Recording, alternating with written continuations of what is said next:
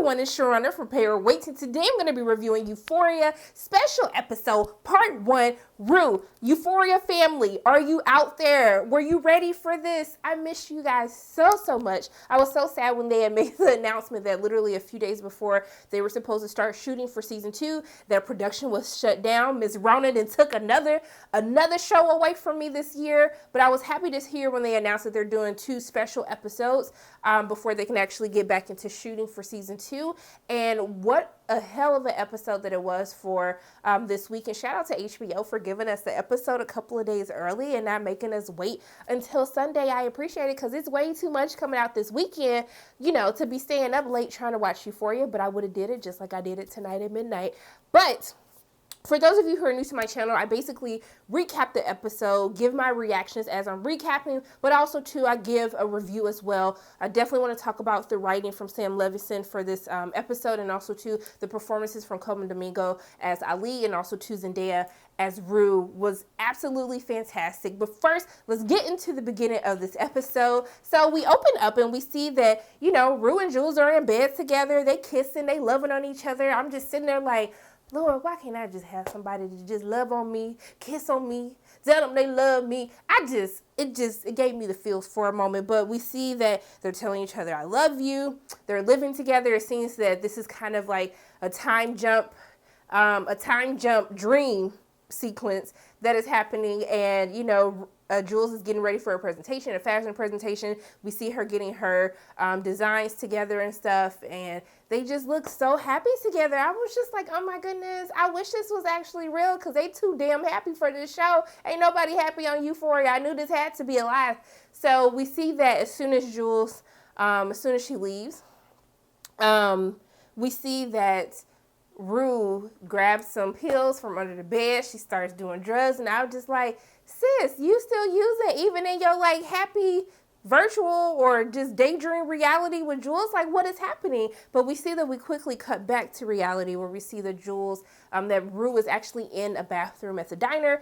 She is doing drugs. And then she comes back out and she starts talking to Ali like, yeah, man, I'm just doing so good. You know, I just found this balance and, you know, I'm getting my life back on track. I said, sis, now you know Ali raggedy behind, know that you raggedy too, and know that you probably high. Like, what did you think you was doing? At one point, I was just like, baby, Rue, do you know what you saying, girl? Because I don't even know what you saying anymore. I was just so confused. I was trying not to laugh because I know baby girl going through a lot right now, but I was just like, girl, like, he is definitely going to see through this and see through the mess that he did. And he basically said, like, sis, I know your ass high. Like, what are you doing right now? Do you hear yourself? Do you hear the foolishness that you're speaking right now? You're high. And so they have this. The reason that this episode is so good to me is the fact that they are in a diner the entire episode. There's so much dialogue that takes place, but the words that they are saying is so important that it keeps you engaged the entire episode. And so we get into the beginning of this conversation, and you know, when Rue says when she was clean and present in the world, that's when she would go dark. And she says that drugs are the only reason that she hasn't killed herself. And when I say they hit me, there's a couple of things that Rue says throughout the course of this conversation at the diner with Ali that just, baby, I was just like, wow. Like, so the fact that she feels that because she does drugs is the only reason that she is still here on this planet, that is really saying a lot. And the fact that her sobriety causes her to focus on the reality of, you know, what she's upset about, what she's sad about with her father, with Jules, with her and her relationships between her mom and her sister, that just the reality of having to face that is too much for her to bear, that she wants to kill herself, that she doesn't want to be here. And so Ali, you think that because she says this, that Ali is going to become very sympathetic, that he's going to really try to console her, to tell her like, hey, like, don't be that way. You can beat this. You can do this. But he was like, he said, baby, I was, what did he say? He was like, I was doing crack. I was shooting dope for your mama egg drop. I said, sir, when I said he ate the hell out of Rue, in this entire sequence when he's basically saying like, not so, he was like, you care so much that you don't want to be alive. Like, I was just like, sir, did we really have to go in on her? Because he went at her for like a good 5 minutes, and I was just like, I mean, she really just shared something very important with you. And I felt like you were being highly disrespectful in how you reacted to this. But I think that, as he says later in the episode, like, that's why I like talking to you, because we can get to the real ish. And that he definitely did. And so, you know, Ali asks her, like, hey, like, be real with me. Do you actually want to get clean? Which is the fundamental question that you have to ask someone going through this. Are you ready to be clean? And when she tells him, like, no, I don't want to be clean right now. And basically she's talking about how she's a piece of ish person, and, you know, that whole, you know, you just hating yourself, beating yourself down. And then he basically says, like, no, you're a piece of ish because you're a drug addict. Like, you have to stop this trying to attack yourself or trying to say you're this horrible. Everybody horrible. Everybody is bad in this world. Everyone has done something messed up, like done something that they regret, that they will never want to do again. That's just life. And when he tells her that you've been fighting a losing game since day one, since the first time that you became high, I felt that. And, you know, I thought that the conversation about how society sees addiction, about how people don't view addiction as a disease, right? They talk about how, well, like, if they want to do drugs, that's on them to do drugs. I ain't got nothing to do with that. Like, forget them. If they want to kill themselves, go ahead and kill yourself, do whatever you need to do. But I believe that. Like, you know, when they really talk about addiction being a disease, I don't think people see it that way. I think a lot of people see addiction as a choice. And, you know, just like Rue, I lost my father when I was very young, but I was also told that my father, you know, he was a recovering alcoholic, that, you know, he was sober, but it was still like a battle.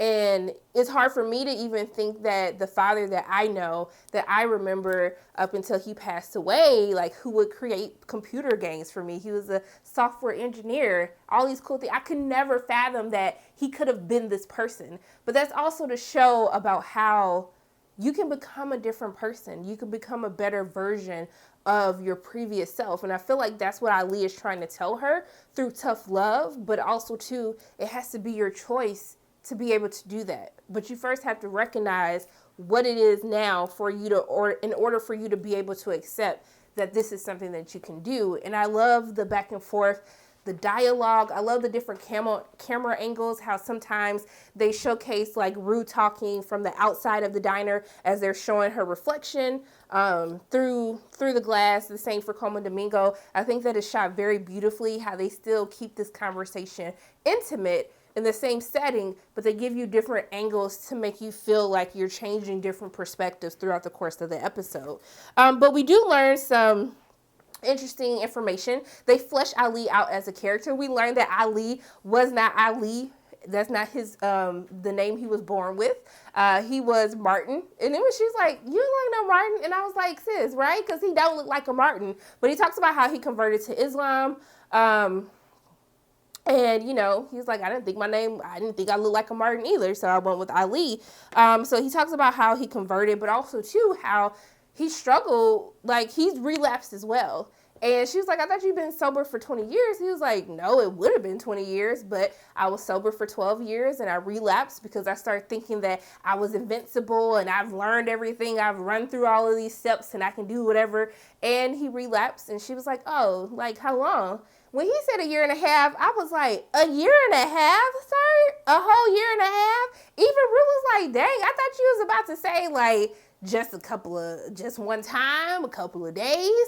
When he was just like, no, when you relapse, like you relapse. But I like that he's being honest with her, because Rue sees him as this changed person who's been able to overcome his addiction, to overcome his demons. But I love how it's like an everyday battle, like every second, every minute, day by day. Like that stuff, it's a day by day. Like you don't just get better forever and think that you're never going to have to deal with the battle of addiction.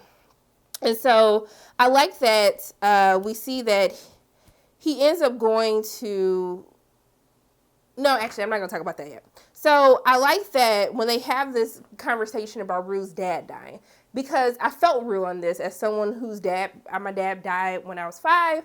And I've had, other people die. I lost my brother earlier this year. And, when people say things like, they died for a reason, like the Lord brought them into this world so they can make an imprint for only a short amount of time, or it was God's will, like this was their purpose. Don't say stuff like that to me. And I felt real on that, where she was just like, hey, if you finna say something like that, I promise you I'm finna get the F up out of here and I'm about to be gone. Like, don't do it. And I like that Ali understood where she was coming from. And he was just like, hey, I ain't gonna do it. I ain't got the answers to anything. And yeah, like, I feel like sometimes, like, people think saying those things makes you feel better. But at the end of the day, my dad is still dead. My best friend is still dead. My brother is still dead. That doesn't change anything. Yes, they could have had a purpose. Yeah, they could have known that they weren't going to be on this planet that long, but that doesn't change. And what Bruce says is that you're never emotionally prepared for somebody to leave you. And especially when those things happen so early in life, of losing a parent, of losing a friend, of losing a close family member, you're never emotionally prepared to take on that type of pain. And so I really felt Rue where she was coming from. Even though Rue was talking out the side of her neck this entire episode, I felt that portion of it. And I'm glad that Ali was able to recognize, don't cross this line. Just don't do it. So the best part is when they're talking about, I love that they make it a point to bring up how drugs were brought into marginalized communities, Black communities, how they were brought into the communities to oppress, to hold people back, it was used as a way to punish this group of people, to keep them oppressed. And I'm happy that they mentioned it. And also, too, the whole fact about these revolutions that happen. And in 2020, I done seen so many revolutions. I thought that my life was going to matter with Black Lives Matter. Everyone's like, oh my goodness, we need Black people doing this. We need more Black actresses. We need more Black critics. We need more Black influencers. And then like literally a whole month later, it was just like, okay, I don't want your Black ass no more. And I really appreciated the fact that Ali makes it a point to say, like, when he brings up the whole situation with Nike and how they're doing all this stuff with Kaepernick, which I'm happy that Kaepernick is getting a coin, but you guys, like, giving people money, like, you giving Kaepernick money, yeah, that's great, but at the end of the day, you're saying our lives matter, but you still got these you still have, and it's not proven, but I'm just saying, you still have sweatshops, and you still are pandering to this audience. You're using that Black Lives Matter as a way to get more money out of the Black community. So is it really helping? No. And I love how he talks about these fake revolutions, how a true revolution doesn't have allies. Like, the whole theme of an ally, well, I think is very important, but it's kind of just like, why do I need an ally for y'all just to act right? Like, just act right. Just treat people like they're human, like they matter. Treat everyone the same, no matter their race, religion, creed, like sexuality, all of that. That whole part, he was speaking a lot of truth. And so I like that he tells her that, everything in life, including yourself, is going to fail you. We fail ourselves all the time when we make mistakes, when we make choices and decisions that can send us on a horrible trajectory. It's so many stupid stuff I did. I was just like, bitch, why you do that? You so stupid. What'd you do that for? My brother told me all the time, you just stupid. He loved me. But I was doing some stupid stuff when I was younger. But we see that Jules ends up sending her a message saying that I miss you. And she sends a song called You and Me.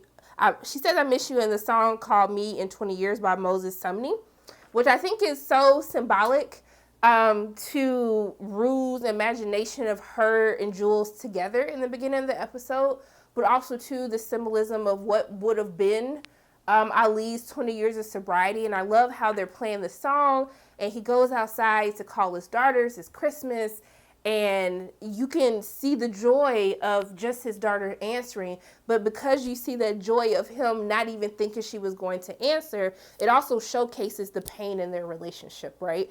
How his addiction has hurt his family, has hurt his daughters.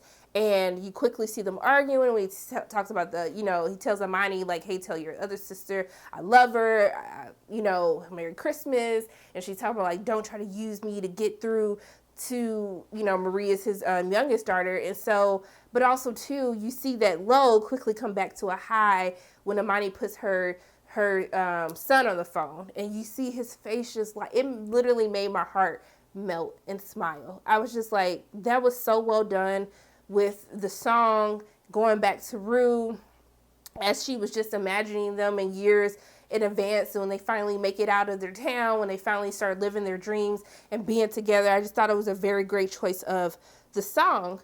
But this other problem that Rue is ultimately dealing with is what to do about Jules. And this is a question that she presents to Ali. And Ali is just like, Martha, sis, were you able to date and be sober and start your sobriety journey? She was like, no. Did I want both? Yes. However, I had to be sober for myself before I couldn't have the energy to do both. And you can't. It takes a lot of energy to invest into someone, to allow someone to be able to change your mood just by doing the simplest thing. That is a lot on someone. And then to try to handle your sobriety at the same time, I'm just like, Rue, like, you got to be realistic with yourself. But what I like is when she ends up, they tell you that everything that's good for you, everything that's good to you ain't good for you. I was like, can we get a whole book? Because I felt like they just got my mama, my grandma, my aunties, everybody in the room and just gave all these little special sayings. But I would totally buy a book about this. But we see that I like that he holds Rue accountable, which is something that I don't think a lot of us have done. I think we know that the relationship between Rue and Jules is very toxic, but I think we also have to realize that Rue puts a lot of pressure on Jules to make someone feel responsible for your addiction or responsible for how you react to it.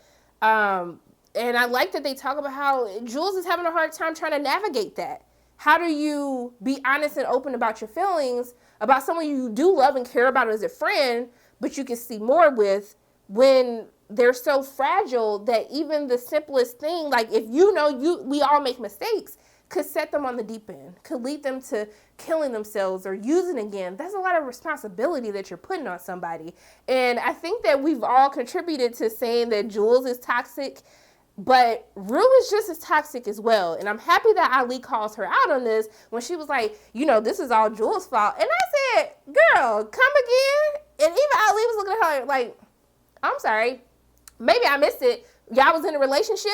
She was like, yeah, we were talking about getting these tattoos and we say I love you a lot and we kiss. And I was just like, I'm hearing the things that you are saying, Rue, but that does not equate to being in a relationship. Last time I checked, I don't know about y'all, but last time I checked, like Ali was saying, like, did you guys have a conversation about this? Like, did y'all say, like, hey, boo, will you go out with me? Yes or no? Like, we didn't do none of that. So I was just confused for her. Like, just like Ali, like, I don't understand how all these things, I hear the things that you're saying, but I don't know how these things that you're saying relate to you guys being in a relationship, or the fact that you're going to blame Jules for everything that has happened to you. And I'm happy that he decides to hold her accountable. And then he tells her that's when she tells him that you're never emotionally prepared for someone to leave you.